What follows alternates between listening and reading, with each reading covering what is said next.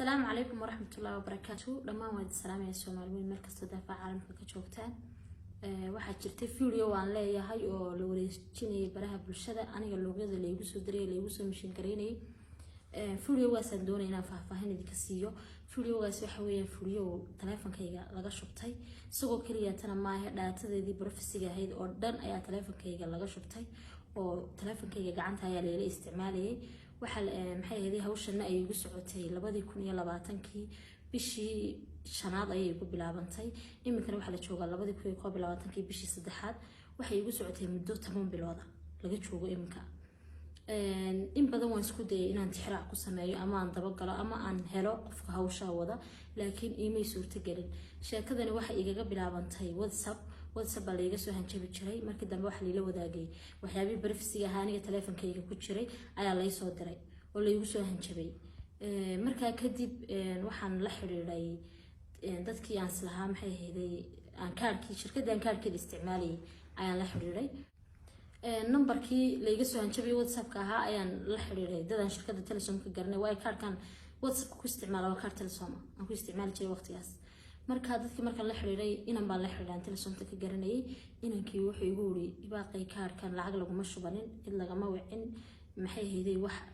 macluumaad oo ka tagay oo lagu heli karaa ama lagu daba gali karaa ma jirto. sheekada markii halka mareysay waxa hadana maalmo kadib leela wadaagay macluumaadkaygii saadka ama maxay dadka inta saadka fahansanay waxa weeyaan kaarka markaad furanaysid qaybta lacagta u furanaysid waxa laga buuxinayaa information dhaxalkii inta dhaxalkaaga leh inaayadaada dhameystiran da'daada waxa soo dhan oo kale ay Telesomta mas'uul ka tahay qofka ay ka buuxisay privacy-giisa ayadu mas'uul ka tahay ayaa la soo diray. isla inankii baan ku celiyay ku walaal waxaan baa hadana la soo diray inankii wuxuu igu waarin culus ee hibaaqay waan maxay ahaydey waan dabagelaya oo dadka iga sareeya ee hawsha shaqada ku leh ayaan la xiriiray arrinka la socodsiinaya. markaa kadib sidii waan jawaab ka sugayay jawaabtii igu soo celiyayna waxay noqotay hibaaq waxaan waxba lagama qaban karo waa jin iyo waxyaabahaas ee kaarkiis ka bedel. أنا هذا الكيس بنقاطي ما دام وقفكي وقف يجربون دلولة شركة دوسة وجوجي ماشي.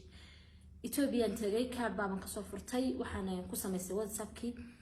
سيدي ورقوا يقدر توضد كي ببلوغ لساري يقول شري عليه يقول إنه يباقي وانا بلوغتي هذا أنا كدي بحال اسمي أصحاب تيدا وحلو شركريني ويحب رفسي جيها ورسل النمبر كي جانو وان استعمالي لوجو شركريني أنا لو قف كم أركيو لكن قف كي مركب أركو أما ويسكري شو دي سوق هذا نمبر كوحلو قدر وكي جان أنا واستعمالي إثيوبيا كصفرتي.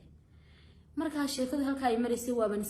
iska joojiyay WhatsApp oo dhan baan iska joojiyay waan iska daayay.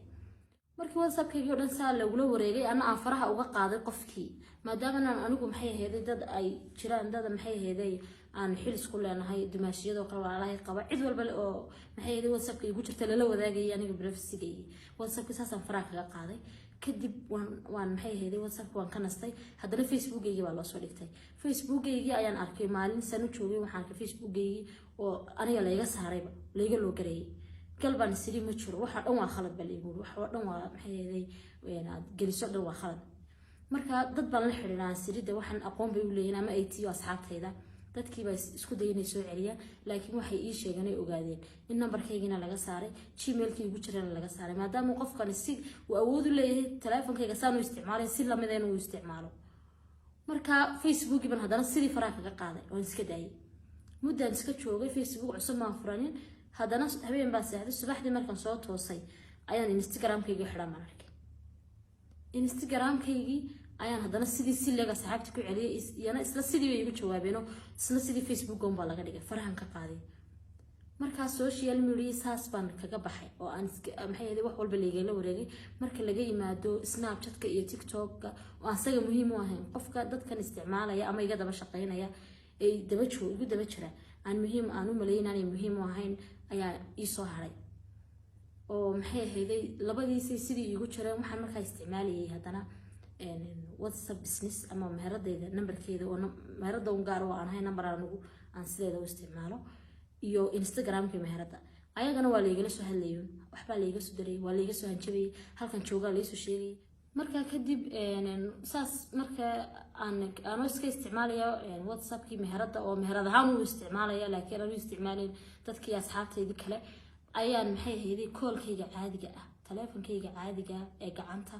qof hadaan waco ama uu soo waco ama qofka SMS caadi oo call-ka taleefanka gacanta aan u diro qofkii waxa la wadaagay wixii privacy-gayga ee uu qofkani dadkani hayeen ayaa la wadaagay qofkii baa dadkii un baa igu oranay waxaasana loo soo diray waana qofkan isla markaa waco ama aan ku save gareeyo contacts-kayga ayaa maxay ahayd la share gareynay halka markii marisay maxay ahayd aan arkay inay arunta faraha ka baxday ayaan maxay ahayd waxaan sidii Apple ID-ga iska bedelay Apple ID-ga iska bedelay ayaa waxaan tagay meel shirkada halkan aan maxay ahayd macmiil la ahay oo iPhone-nada waxa hagaajisa dadka badankoodana waxay ii sheegeen inay Apple ID-ga noqon karto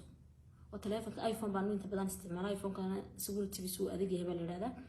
markaan inanka inamada u tagay waxaan ku dhibay wala Apple ID-ga naga bedelay waa laga bedelay 3 cisho markaan isticmaalay Apple ID-gi ayaaba telefoonki meherada WhatsApp-keedii laga soo diray screenshot lagu WhatsApp waan haynaa Apple ID-ga cusubna iyo password-ka oo wada socda oo aan xariiqo ka khaldanayn baa la soo diray markaan arkay Apple ID-ga hadana in la soo dirayo oo markii Apple ID-ga cusbaan samaystay la helay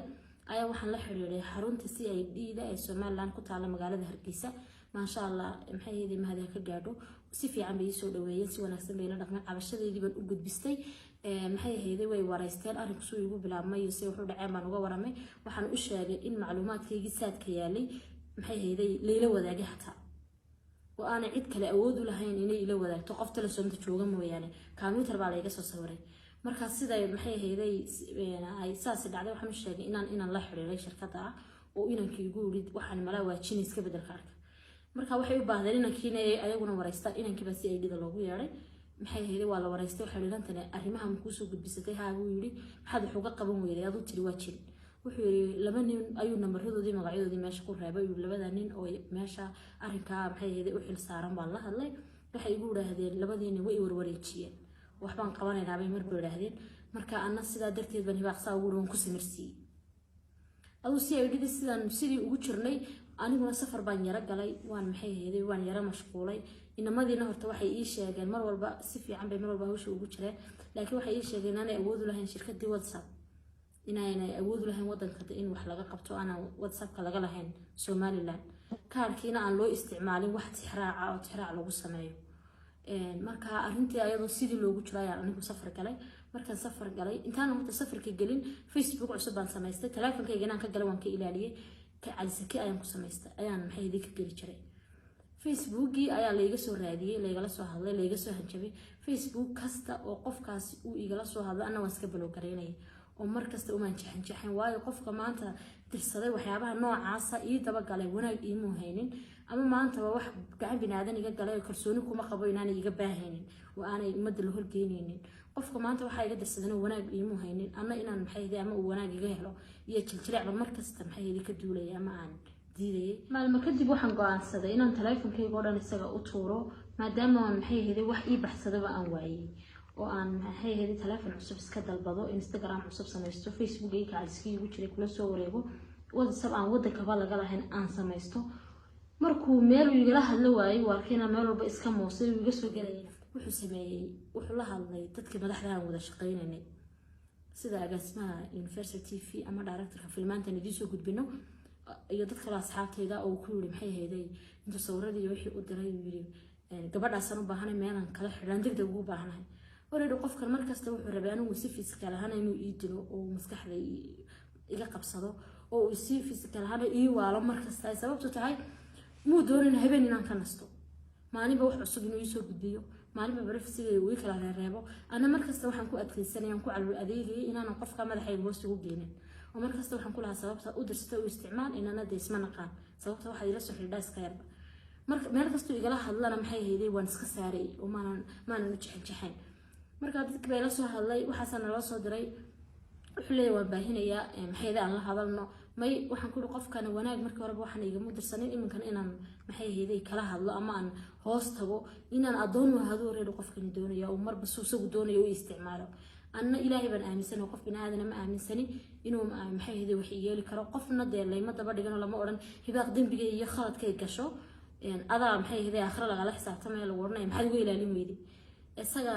maxay heeday kulay igu daalay aakhira iyo adduuna aakhira aniga lafteeduna kulay qofkaas inuu iniyad jabiyo ama madaxayga hoosgeeyo damcay laakiin waxaan leeyahay garaac lu qoro ma dhutiyo anigu mar walba waxaan ahaanaya hibaaqdeedii xagga ilaahayna wixii aan ka hay baan ka hay wixii aan geysto ayaan bari la tagay aakhiradeeda iyo wixii aan anigu maxay heeday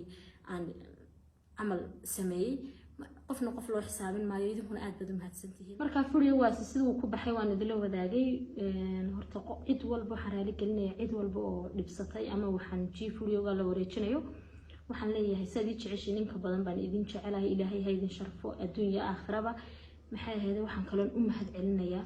kuwa sida xun isticmaalay ama sheergareeyay ee garaadkoodu siiyay inay cid kale la sii wadaagaan ayaga laftirkooda aqligooda siiyay aad baan ugu mahad celinayaa ka bulshada la wadaagay ee social media keenay ama maxay ahayd dadka noocaas ah oo isticmaalayna ayaga laftirkooda wad mahadsantihiin baan leeyahay waxaad ka heshaan waxba iga sinaa riyo adduunba waxaan kaloon doonayaa inaan idin sheego horta maanta anuu jacayl iyo nacayb waxaan la ooyay qof maxay ahayd cadeyn kara oran kara ibaaq waxa si ooyisay ma jirto anigu asxaabteyda iyo ehelkayga dadka inta igu dhow qof walba uu yaqaana waxaan ahay dadka markay caroodaan cid kastaba ka caroodaan oo inta ku nafisa ay caro ooya ayaan ahay markasta saan inaad la socotaan baan idinku ogahay waxaan kaloo idin sheegay cid anigu qof haddaan garanayo qofka maanta cid uu yahay ama meel aan kala xiriiro ama tixraac yar aan ka hayo anigaan cid baa u daba fadhiistay qofkaasi meel uu ka yimi iyo maxay ahayd meel igala qaaday iyo wuxuu iga baahan yahay midna ma ogi mana garanayo sidoo ilaahay igu ogyahay weeyaan anigeeygi maxay ahayd arinku igu dhacay ayaan garanay cid aan u raaco ama cid aan ku eedeeyo oo intaas oo dhan ku daba jiray idinkuna inaad cid ku gaftaan ayaan idinka digayaa oo qof binaadan oo kale dusha wax ka saartaan ilaahay unba mar walba ilaahay baa caalimul qayba ilaahay baa wax walba adduunka ka dhacay cid walba dhigeysata la socdo kala xisaabtamaya aad baad u mahadsantihiin mar walba waan idin mahad celinayaa waxa mar walba idinku adkeynaya idinku ta'kiidinaya inaan maxay ahayd qofkaasi aan intaas oo kaliya iga maxay ahayd gacanta igaga dhigan ee wax ka dhaatada teleefankayga oo dhan si aan gacantayda ugu jiro si lamida ay kiis gacantiisana u gashay sidoo maxay ahayd uu isticmaal lahaana kulay de hordhac weyn naga siiyay idinkuna aad baad u mahadsantihiin mar walba waan idinka mahad celinayaa sad iga dhigeen ama adiga maxay ahayd xanuunsateen ilaahay baan mahad celinaya marka koowaad marka labaad waxaan ilaahay ugu mahad celinayaa inuu Soomaaliga dhaliyay marka labaad haddana waxaan idinka mahad celinaya waa mahadsantihiin